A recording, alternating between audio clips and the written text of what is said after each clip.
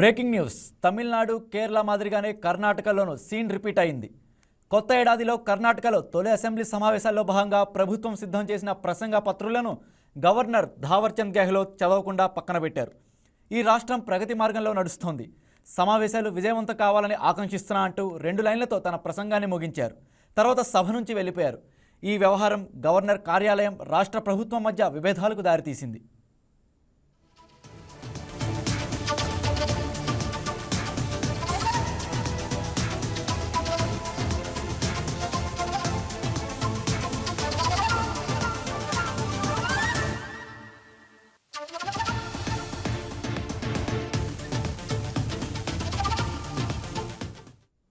నిజానికి 2 ఏళ్లుగా గవర్నర్ థావర్చంద్ కాంగ్రెస్ సర్కార్ తయారు చేసిన సభా ప్రసంగాలను ఉభయ సభల్లో యథావిధిగా చదివారు.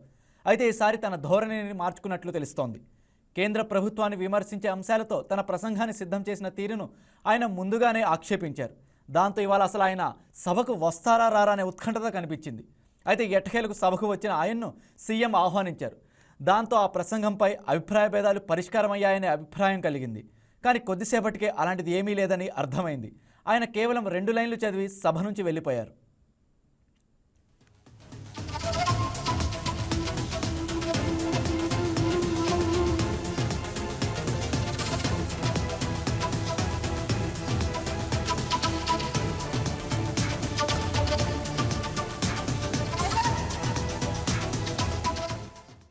గవర్నర్ థావర్చంద్ గెహ్లోట్ తీరుపై కాంగ్రెస్ అభ్యంతరం వ్యక్తం చేసింది. ఇది రాజ్యాంగ వ్యతిరేక చర్యగా సీఎం సిద్ధరామయ్య వ్యాఖ్యలు చేశారు. కేబినెట్ సిద్ధం చేసిన ప్రసంగాన్ని చదవకుండా తాను సిద్ధం చేసుకున్న ప్రసంగాన్ని గవర్నర్ చదివారని, ఆయన రాజ్యాంగబద్ధంగా వ్యవహరించలేదని చెప్పారు.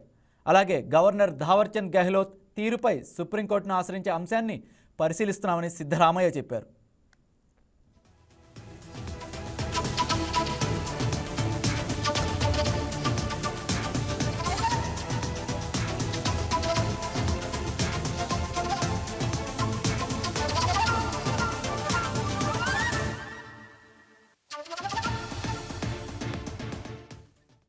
Please subscribe to YK TV Network. Please subscribe to YK TV. Please watch YK News.